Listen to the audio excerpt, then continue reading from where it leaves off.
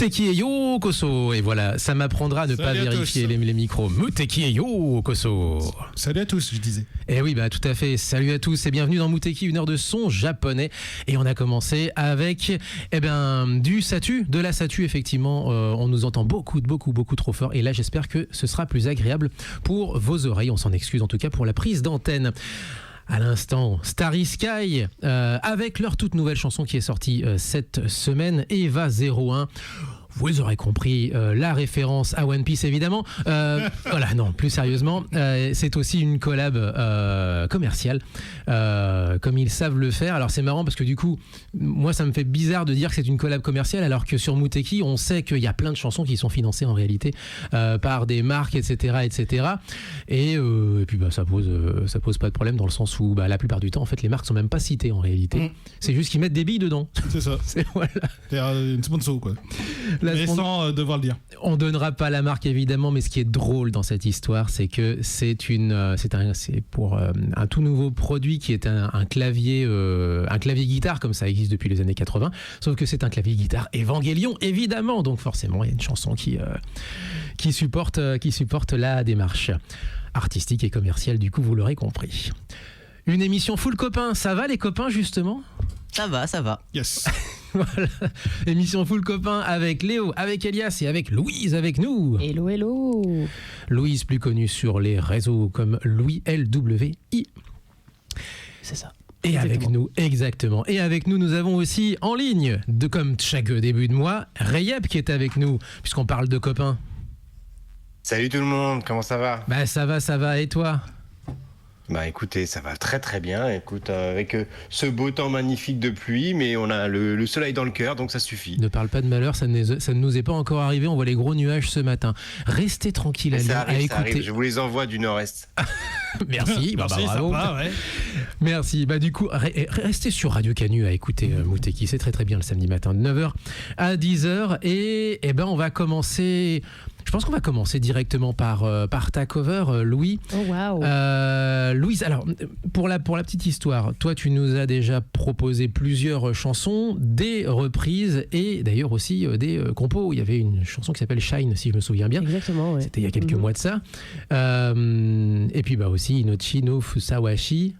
Tiré de... Alors ça c'est Amazarashi, mais c'est une chanson qui a été faite pour le jeu vidéo Nier Automata qui est sorti en 2017. Il me semblait que c'était pas un manga ou pas un animé, exactement, tout à fait.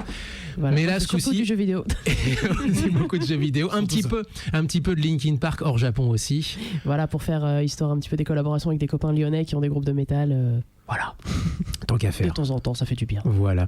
Puisqu'on parle de métal, on parlera bientôt d'un groupe qui viendra pousser la chansonnette à Lyon. Ce sera à la fin du mois de novembre. Ce sera à Japan Touch.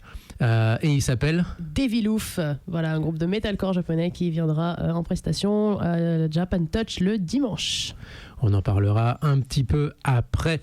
Mais d'abord, ta dernière cover, c'est une cover qui n'est même pas encore sur les réseaux sociaux. Et non, c'est une exclue Muteki. Oh, c'est trop bien. Quand je disais que c'est une émission full copain. Enregistrée spécialement et uniquement pour Muteki pour le moment, qui n'a pour l'instant pas de date de sortie pour tout le monde.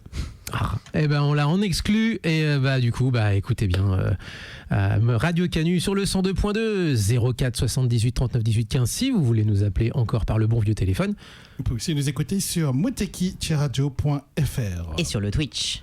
Et désormais, c'est parti pour cette nouvelle cover qui est la chanson Rose de Anatsuya, tirée évidemment de la saga Nana. C'est parti.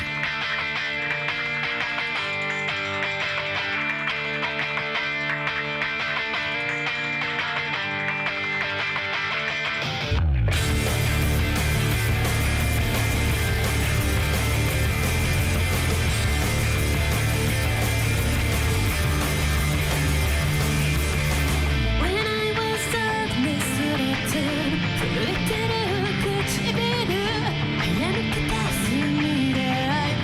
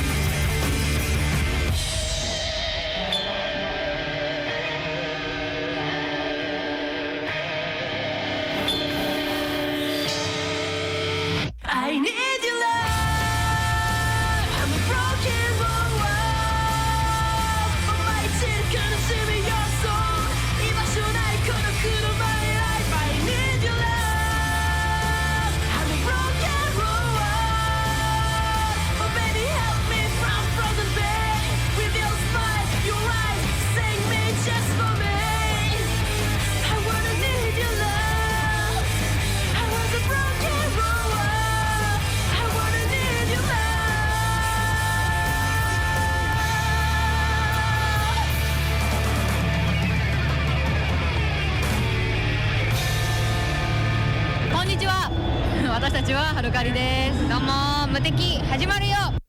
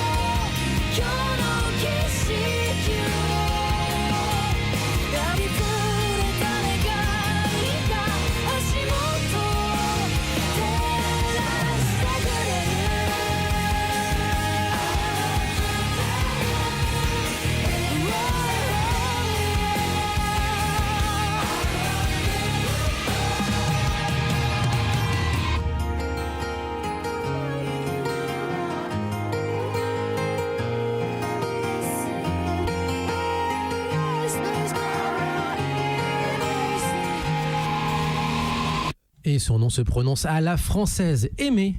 Et mais vraiment en 2 syllabes et juste à l'instant.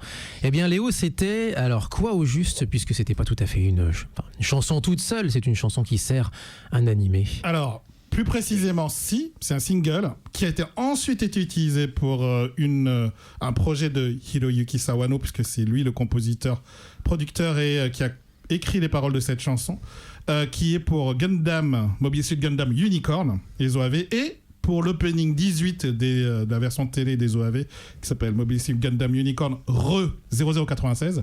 Et donc c'est une collaboration entre Sawano et Aimé qui date de 2013 quand même, donc ça date un tout petit peu, et c'est surtout un hommage à des amis, puisqu'il y a des amis qui sont fans de Gundam. Ah bah. Il y a des amis qui sont fans de Sawano. Au hasard, je sais pas qui. On se demande. Et il y a des amis qui sont fans de Sawano, dont je fais partie, je suis dans la fanbase de Sawano. Et j'aime bien Aimé quand même aussi, elle fait comme des super chansons. Et c'est une chanson qui s'appelle Re I Am, qui est un anagramme de Aimé, puisque c'est une volonté de Sawano de choisir Aimé pour cette chanson. Il a volontairement choisi Aimé pour cette chanson à cause de sa voix qu'il a adorée, mais il a eu un peu peur, c'est sa première chanson dans le style rock, en fait, qu'elle ait fait, puisqu'avant elle a fait surtout des ballades, et donc il a eu un peu peur, donc il a essayé de composer le truc pour que, oui, ça fait rock, mais pas trop. Donc, de toute façon, ce compositeur, c'est un génie. Sawano en mode... en mode, tu composes un truc en pensant à la chanteuse, mais qui... cette chanson, elle est géniale dans la composition, quoi. Pour faire monte en puissance et tout. Sawano. Sawano, tout court. Sawano en mode Oncle Sam, I want you to sing in my song. Il fait beaucoup ça. Il sélectionne dans son projet notamment qui s'appelle ZNZK, pardon. Il sélectionne beaucoup de chanteurs, chanteuses qui deviennent ensuite ses protégés pour plusieurs projets. Donc voilà, donc c'est ça l'histoire qu'il y a derrière cette chanson, et voilà, et je trouvais que c'était une très belle chanson pour aujourd'hui. Et juste avant, on avait justement Louise ici présente avec la reprise de Rose de Anna Tsuchiya à l'origine. Pourquoi d'ailleurs, qu'est-ce qui t'a motivé pour cette chanson-là plutôt qu'une autre? Alors, c'est un peu long parce que forcément, comme les vieux de la vieille, moi je connais Nana depuis des années, je connais Anna Tsuchiya depuis des années aussi, et notamment c'est un peu ce qui m'a mis dans la musique japonaise entre guillemets, notamment Rose, qui est une chanson très rock, ce que je fais à la base, ce que j'aime beaucoup chanter, et il se trouve que c'est la même tonalité que moi, que c'est assez facile à chanter. Du coup, je me suis aussi dit que c'était l'occasion de la faire maintenant, plutôt que jamais, puisque cette année, ça a entre guillemets signé le grand retour de Nana. Avec donc la mangaka qui a décidé de reprendre un peu le pinceau, le crayon, le stylet, tout whatever, et ce qu'il y a eu à Paris là récemment. L'événement, ouais, tout à fait. Voilà, Olivia Lofkin aussi qui a décidé de reprendre un petit peu le truc. Donc voilà, je me suis dit que c'était une bonne occasion de la sortir. Ok. Et également d'ailleurs une petite remarque sur ça, parce qu'on te disait ça un peu hors antenne aussi, tu as une puissance de voix assez conséquente, puisque du coup tu avais repris, alors c'est pas du Sawano mais c'était du Mika Kobayashi que tu avais repris une fois pour Honkai Star Rail Impact, que sais-je encore, et non mais je m'y perds moi là-dedans. C'est un gacha jeu chinois, voilà. Oui voilà, c'est un gacha jeu au Yoverse. C'est les mêmes que Genshin Impact. Ouais. Exact. Et exactement. Là cette fois-ci je trouvais que tu avais rendu ta voix beaucoup plus fragile, beaucoup plus fluide, beaucoup plus Anna Tsuchiesque, si j'ose dire. Voilà, Anna Tsuchiya a quand même un timbre de voix assez spécial. L'alcool, la cigarette lui a donné quand même une voix suffisamment unique. On est rockeuse ou on l'est pas? Voilà. On est sur du grunge, du punk, ou je sais pas comment vous appelez ça, mais voilà. Et je me suis dit, tiens, ça serait un petit peu rigolo d'essayer. Moi, ce que j'aime bien quand je fais des covers, c'est essayer de copier un peu le style justement du chanteur ou de la chanteuse qui chante. Il remixer un petit peu à ma sauce évidemment, puisque je n'ai pas la même voix, mais c'est aussi un petit challenge un peu rigolo pour moi d'essayer de ressembler un peu à Anna Tsuchiya, qui a quand même une voix que j'adore, et puis d'essayer de sonner un petit peu plus japonaise quand même. Bah oui, forcément. Voilà. On va changer complètement d'univers avec Rayep. Rayep, là, c'est pas du tout vers le rock. Alors, on a eu droit à de la J-pop, de la J-K-pop. On a eu droit aussi à du bon gros rock qui tâche, même carrément du métal. Mais là, tu nous emmènes sur de nouveaux territoires, alors. C'était le choix que je voulais faire pour aujourd'hui. Je voulais aller sur du hip-hop ou du rap. Donc j'ai regardé dans ma sélection de l'année, dans ma sélection de mes titres préférés de l'année. Là, j'espère atteindre les 365 à la fin de l'année, comme prévu. Et c'est plutôt en bonne voie. Mais comme je t'avais déjà dit pendant les précédentes émissions, il y a quand même il y a de la qualité, mais il n'y a rien quand même qui sortait du lot. Donc j'ai un petit peu cherché, et puis finalement j'ai choisi DJ Honda parce que c'est un vieux de la vieille qu'on connaît de nom et on ne sait jamais trop remettre des titres sur ce qu'il a fait. Donc je me suis dit, allez, on va prendre un de ces singles de 2025 qui tape quand même, qui est vraiment pas mal. Donc voilà, c'est ma proposition du jour. DJ Honda qui fait partie de la trilogie originelle du hip-hop au Japon. Alors j'exagère un petit peu, c'est un peu plus compliqué, il y a des allers-retours entre Amérique et Japon, mais tout de même on a 3 figures marquantes qui se dégagent du lot dès le départ. C'est DJ Crush évidemment, DJ Honda, et j'arrive plus à remettre la main sur le 3e. J'avais fait un espèce de petit module j'avais fait une conférence sur l'histoire de la zik au Japon il y a très très longtemps à Annecy pour comment s'appelait déjà cette convention, je ne sais plus, c'était au Brise-Glace à Annecy. C'est pas Japancy, pas du tout. Si, c'était ça, je crois. Si. Japancy. C'est simple, hein. Tu mets une ville, Japon, c'est bon. Voilà. Ça passe. On fait des gros bisous, évidemment, on fait des gros bisous aux gens de Japancy qu'on connaît d'ailleurs, parce qu'on les a fait venir plusieurs fois à l'émission, et ils nous ont gentiment invités à faire une conférence, et c'était la première fois qu'on se faisait financer, payer pour une conférence, et c'est bien entendu au profit, comme on le dit à chaque fois, de notre petite association, pour que ça nous coûte le moins possible. Bref. Et donc c'était le tout début du commencement, et j'avais fait un petit module, j'avais fait une sorte de clin d'œil, si j'ose dire, sur le début du hip-hop au Japon. Et DJ Honda faisait partie du lot, évidemment. Et je pense que tu penses à DJ Moro. C'est possible. Faudrait que je retrouve mes notes. Mais après, j'étais parti sur plus loin, c'est-à-dire qu'il y avait par exemple East End qui, contrairement aux 2 autres DJ, eux avaient envie de gagner de l'argent. Ils se sont dit, c'est trop bien le hip-hop, on va se faire des sous. Et du coup, ça devenait Dionnet, exactement l'inverse de ce pourquoi se battaient DJ Crush et DJ Honda. C'est-à-dire que vraiment, on avait dès le départ les 2 pendants du hip-hop, c'est-à-dire soit la crédibilité, le message et le son, la recherche aussi de la perfection dans le son qui est proposé. Et puis, la pop, tout simplement le côté pop qui va avec. Mais là, c'est DJ Honda et le retour du vrai, de l'ancien Traveling Forever, Tabibito pour le nom japonais. C'est la sélection de Rayep sur Muteki cette semaine.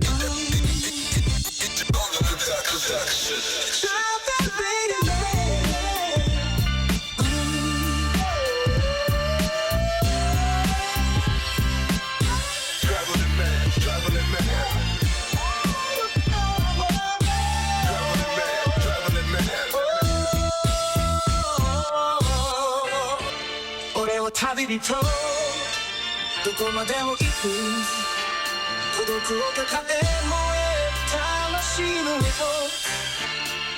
新しい場所で足跡を残し響かせるビートが道を照らすどこまでも進む終わりなき旅まだ見ぬ世界信じたい夢を心に抱きまた会おうぜと歩き出す俺は Traveling Man Traveling Man Traveling Man この広い世界無限の地図どこへでも行ける自分次第越えられない壁はない目指す未来へ一歩ずつ終わらない挑戦進み続ける旅血を吐けるまだ見ぬ世界信じたい夢を心に抱きまた会おうぜと歩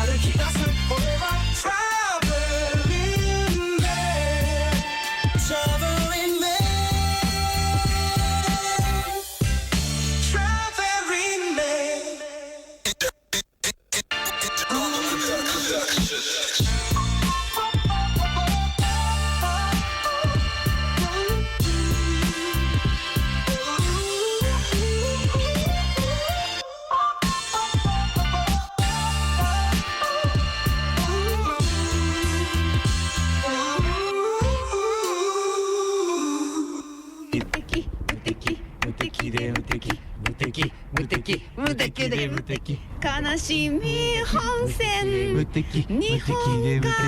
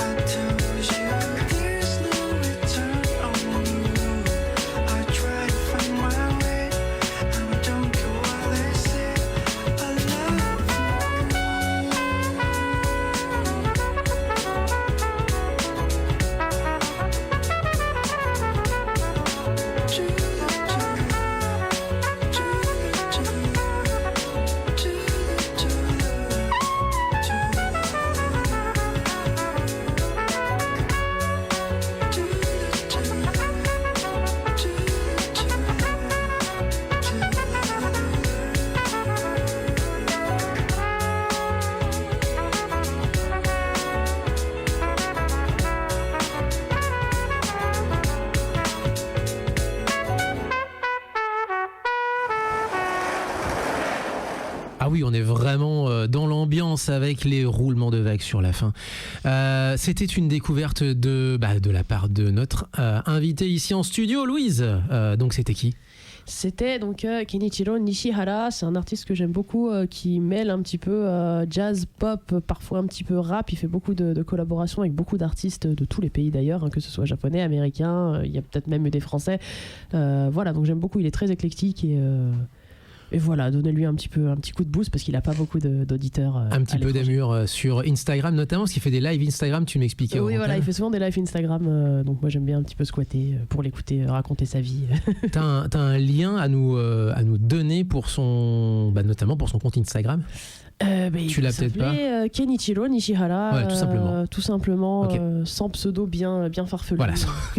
Ça je le redis parce que c'est un peu compliqué. Kenichiro Nishihara. Voilà. Donc. C'est noté. Puisqu'on en est aussi à ce moment de promo également, toi, ton Instagram à toi, tes réseaux sociaux à toi, comment tu voudrais qu'on te suive? Qu'est-ce qui serait ta plateforme préférentielle? Alors, personnellement, je préfère Instagram et mes réseaux sociaux, que ce soit Instagram, YouTube ou que sais-je, ça doit à peu près toujours être la même chose. Donc Louis LWI-du-bas 611. Avec l'underscore, le tiré du 8.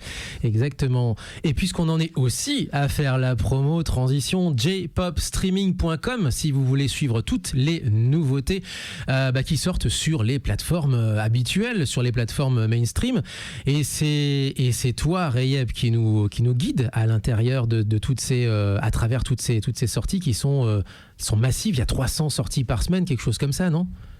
C'est ça, on est à 300 sorties par semaine. Ça fait 6 ans que je fais ça maintenant. Je suis toujours très content du résultat. Là, on est à 2032 abonnés sur la playlist. Ça monte tranquillement, doucement mais sûrement. Voilà, ça. C'est toujours un régal de découvrir chaque semaine la pluralité de la scène musicale japonaise. Hein, et on parlait de hip-hop tout à l'heure, mais c'est vrai qu'on peut aller jusqu'à du rockabilly, jusqu'à de la JK-pop. Voilà, et c'est toujours passionnant de découvrir la richesse de ce pays. Du rockabilly, on en a eu il y a 2 semaines de ça. C'était les 5, 6, 7, 8 et c'était à la Ryan à Villeurbanne.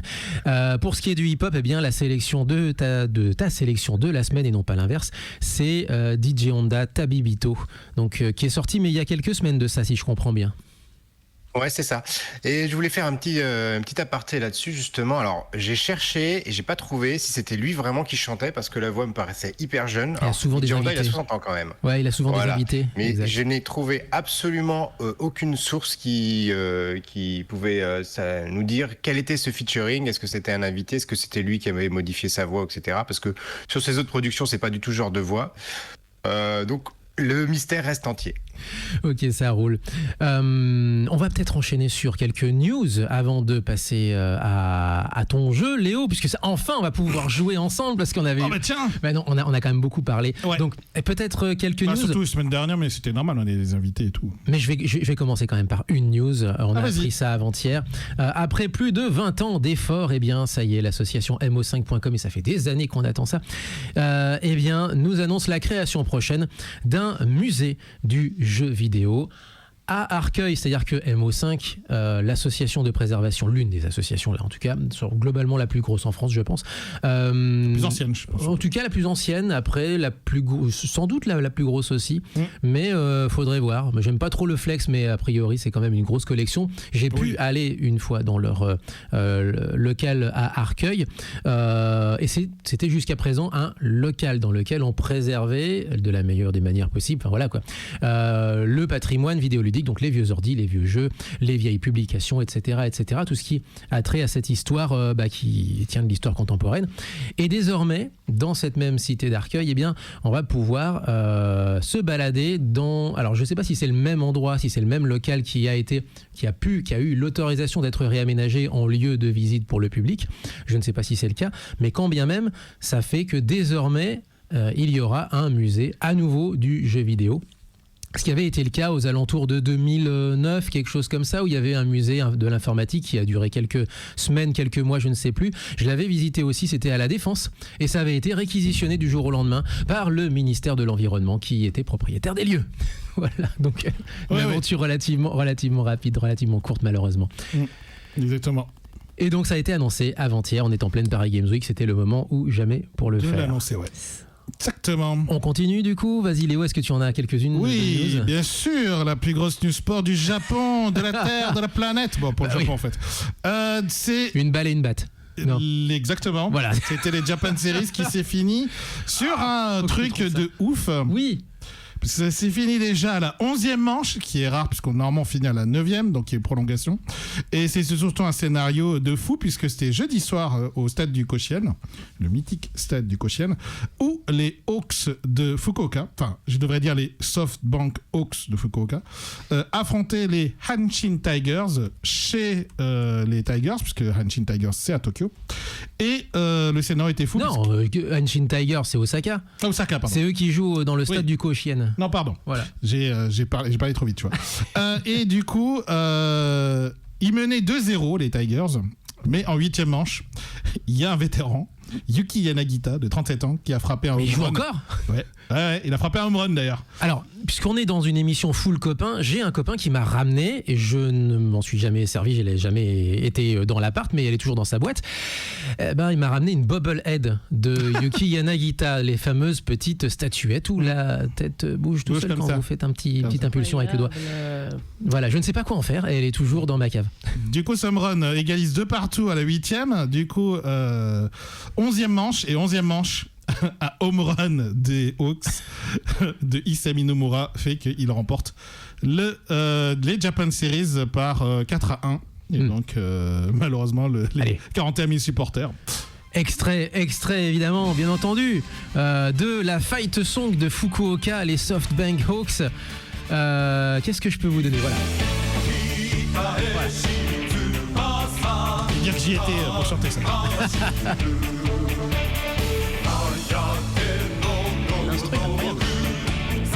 Ah mais t'as l'espèce de côté marche militaire sportive comme le Japon sait faire, et avec de la grosse guitare derrière. C'est très Japon, attention. 3, 2, 1, bientôt le refrain.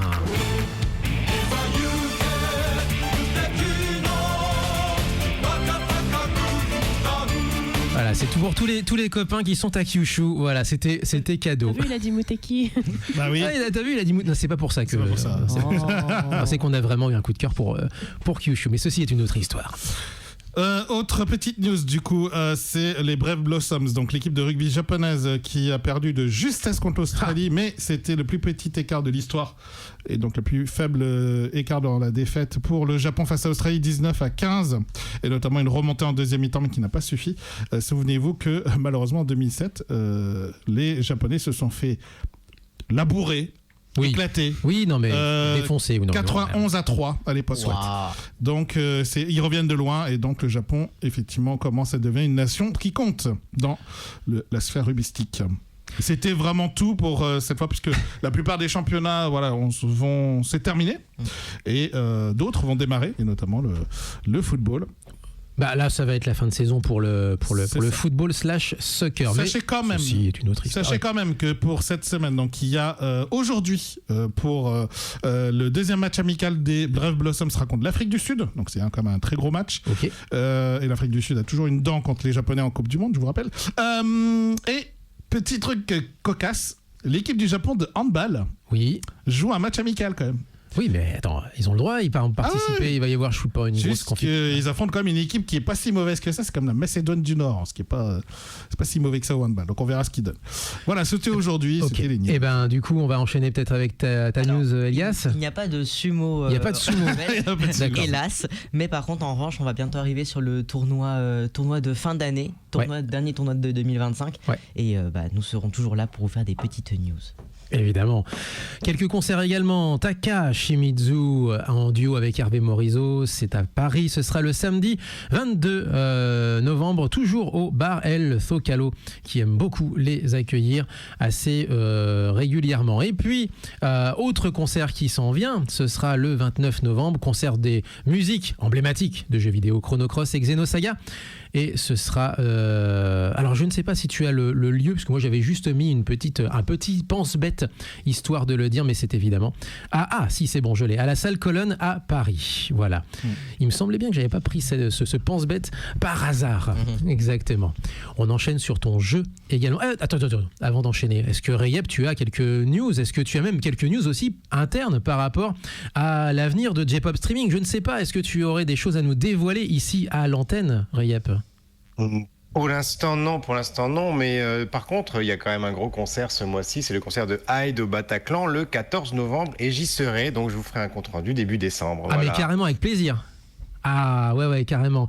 Bah là on n'a pas vraiment le temps de détailler tous les concerts qui vont venir pendant le mois. On s'occupera de ça plutôt la semaine prochaine. Mais en attendant, on va jouer. Ouais, on va jouer, donc on va trouver l'intrus, c'est la 4e édition. Donc le principe, comme c'est assez court, c'est 1 minute, 4 extraits provenant soit de jeux vidéo, soit de chansons, soit, enfin japonaises évidemment, soit d'animés. Et l'idée c'est de trouver l'intrus parmi les 4, sachant qu'il y a un thème. Pour les 3 autres. Donc voilà. Donc, vous êtes prêts ? Vous êtes prêts ? Parce que là, celui-là, il est corsé. Il n'est pas évident. Ok, allez, c'est parti. Donc 1 minute, hein. 1 minute. Ça dure 1 minute et attention, concentrez-vous pendant cette minute décisive.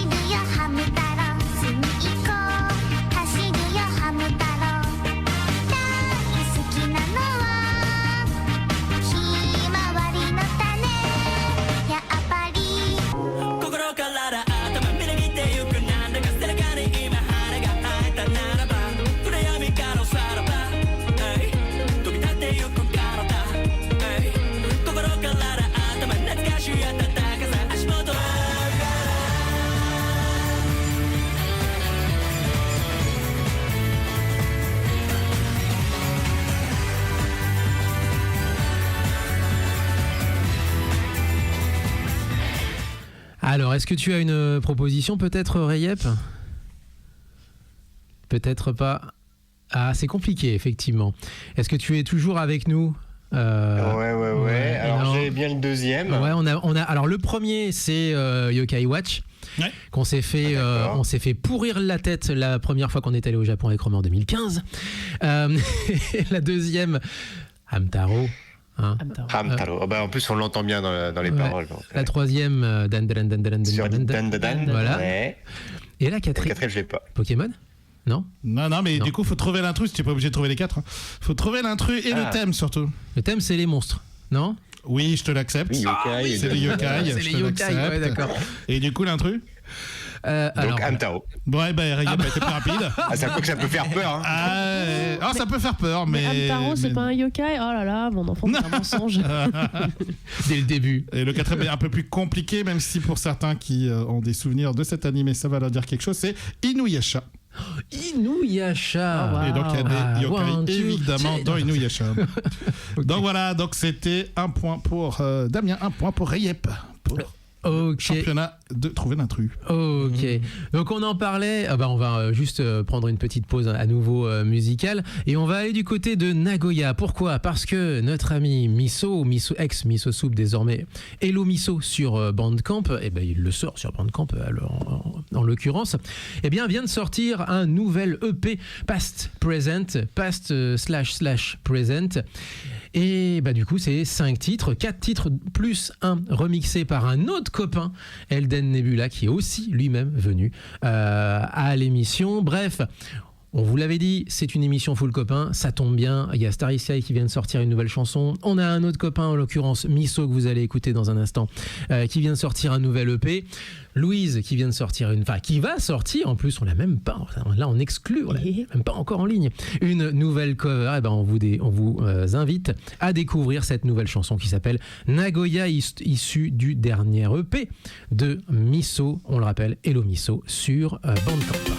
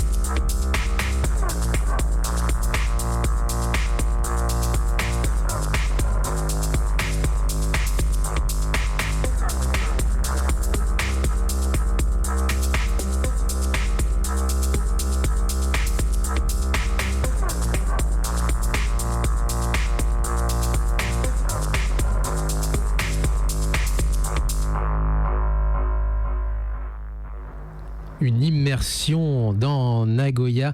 Immersif, c'est vraiment le mot, puisque même au début, on se retrouve avec des petits sons ASMR de la ville.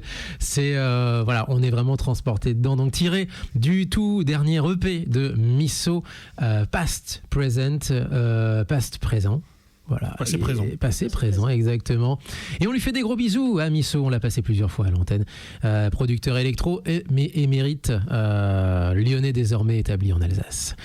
On lui fait des gros bisous de là-bas. Il est même plus proche de chez toi, Rayep. Mais là, pour le coup, c'est sûr, ça se passe sur Bandcamp. Mais pour le coup, Bandcamp, si tu commences à foutre le nez dedans, mon Rayep, j'imagine qu'on n'est plus à 300 sorties par semaine. On en est au double, quelque chose comme ça. Oui, alors déjà que j'ai énormément de groupes indies, je dois avoir une centaine facilement sur les 300. Donc, si je rajoutais du Bandcamp, ce serait injouable, effectivement. Par contre, c'est vrai que dans ma sélection de l'année, je prends toujours un grand plaisir aussi à rajouter des instrumentales. Alors ça peut être de l'électro, ça peut être plutôt jazzy, etc. Mais il y a quand même une assez grande variété dans tout ce que je peux trouver, quoi.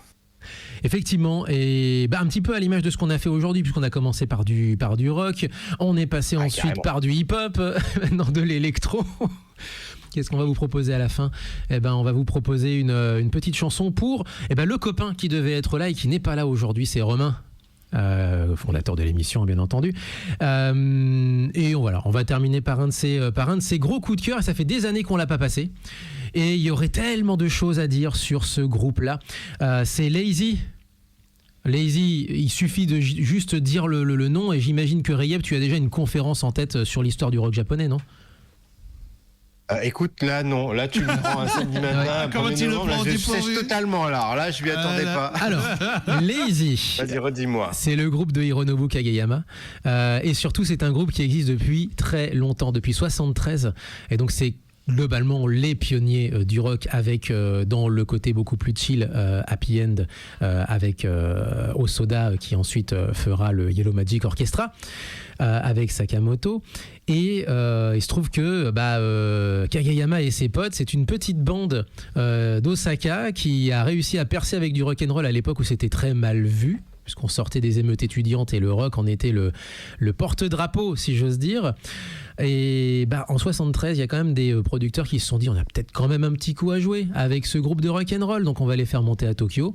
Ils ont essayé de les vendre comme des idol rock, comme 10 ans auparavant à l'époque des groupes sound. Ça, ils n'ont pas aimé, je veux dire, ils se sont fait appeler par des sobriquets, genre un peu comme Julie, Daisy, Starry, peut-être, voilà, un petit peu comme si c'était un idol unit rock. Ils ont réussi à pousser un peu les murs de leur contrat, de leur cage de contrat, si j'ose dire. Et il y en a qui ont voulu aller plus loin, en 80, et ils ont fondé Loudness. Voilà, tout simplement. Kageyama, lui, les a pas suivis, il est resté sur le hard rock à l'ancienne, à la Deep Purple. Lazy étant une chanson de Deep Purple, donc il a donné le nom au groupe. Et lui a continué, et de contrat en contrat, il a réussi à trouver des gens à la télévision japonaise qui lui proposaient des génériques de séries télé, de tokusatsu, etc. Et donc du coup la carrière du deuxième, il a fait le bon choix, hein, parce qu'il nous a quand même sorti des perles pendant des années, quoi. Et tout ça commence avec ce groupe qui s'appelle Lazy, et Kageyama a réussi à garder ce nom Lazy. Il en fait un peu ce qu'il veut d'ailleurs, hein. Il est pas obligé, je crois qu'il est pas obligé de ramener les anciens potes, etc. Et il y a une vingtaine d'années, il avait reformé Lazy pour une chanson pour futur GPX Cyber Formula Chine. On revient il y a à peu près une vingtaine d'années, 25 ans, quelque chose comme ça. 25 ans, ouais. On est vraiment à la fin des années 90. Et cette série assez futuriste est une des marottes de notre ami Romain. On lui fait des gros bisous. Et on va terminer, je pense, cette chanson avec ça. Et on a pile le temps de terminer. Donc on va se quitter, on va vous dire au revoir. On va surtout vous remercier, Louise Rayep, d'être venue à l'antenne. Et puis merci pour l'invitation, hein, comme toujours. Et puis Rayep, on te dit au mois prochain. Et Louise, on te dit à très très vite. Et oui, quand tu veux.